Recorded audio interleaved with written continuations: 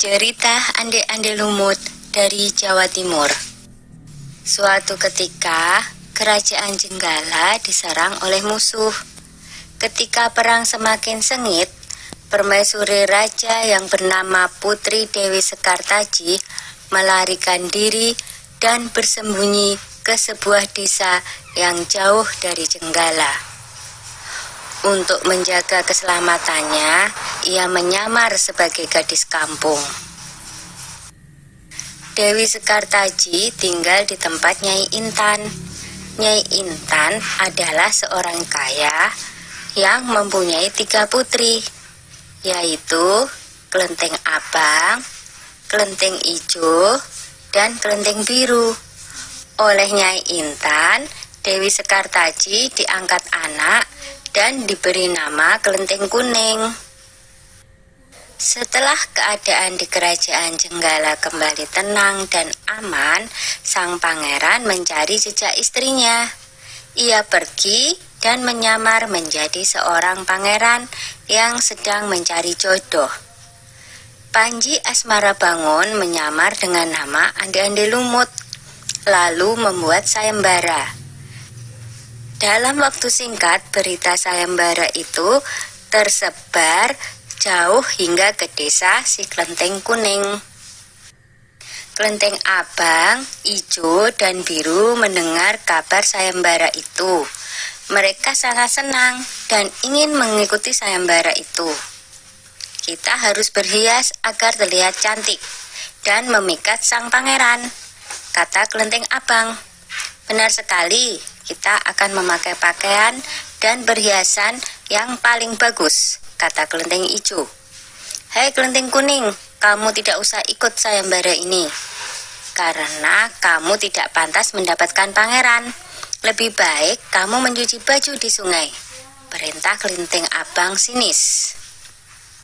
Ketika Kelenteng Kuning sedang mencuci di sungai, tiba-tiba seekor burung bango datang menghampirinya. Anehnya, burung itu bisa berbicara dan kedua kakinya menggenggam sebuah cambuk. Wahai Tuan Putri, pergilah ke desa Dadapan mengikuti sayembara itu. Di sana Tuan Putri akan bertemu dengan Panji Asmarabangun.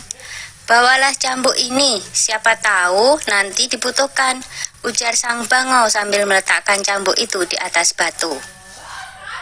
Burung bango itu lalu terbang ke angkasa dan menghilang sebelum Kelenteng Kuning menjawabnya.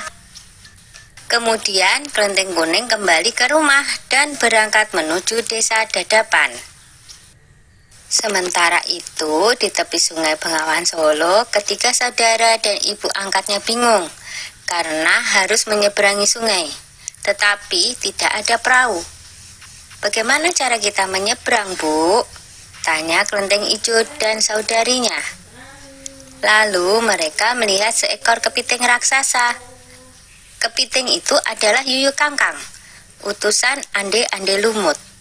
Dia diutus menguji para peserta sayembara yang melewati sungai tersebut.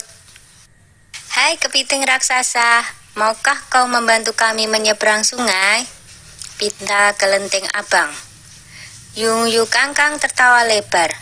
Hahaha, aku akan membantu kalian, tapi ada syaratnya, kata dia. Apapun syaratnya, kami bersedia. Yang penting kami bisa menyeberang, jawab Kelenteng Abang. Kalian harus menciumku, kata Yuyu Kangkang. Dan mereka pun bersedia memenuhi syarat si Yuyu Kangkang. Kelenteng Kuning tiba di pinggir sungai. Yuyu Kangkang mengajukan syarat yang sama, tetapi Kelenteng Kuning menolak. Dia tak ingin mengkhianati suaminya. Berkali-kali Kelenteng Kuning memohon, tetapi Yuyu Kangkang tetap menolak. Akhirnya Kelenteng Kuning memukulkan cambuknya ke sungai, dan seketika itu air sungai Bengawan Solo surut. Melihat itu, Yuyu Kangkang ketakutan dan segera menyeberangkan Kelenteng Kuning, bahkan mengantarnya sampai ke desa Dadapan. Sayembara pun dimulai. Secara bergiliran, Kelenteng Abang dan adik-adiknya menunjukkan kecantikan mereka di hadapan Ande-Ande Lumut. Namun, tak seorang pun di antara mereka yang dipilih oleh Ande-Ande Lumut.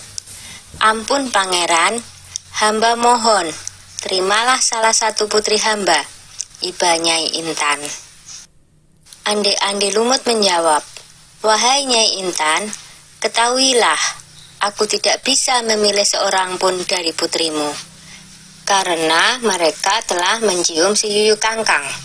Sambil menunjuk kelenteng kuning, pangeran melanjutkan, aku memilih gadis ini karena dia telah lulus ujian, tidak mau mencium si Yuyu Kangkang. Nyai Intan dan ketiga putrinya baru sadar bahwa mereka ditolak oleh Ande-Ande Lumut karena tidak lulus ujian. Kemudian Ande-Ande Lumut membongkar penyamarannya dan mengatakan bahwa dia adalah Panji Asmara Bangun. Kelenteng kuning sangat bahagia karena bertemu lagi dengan suaminya. Sudah ya cerita Ande-Ande Lumutnya. Jumpa lagi.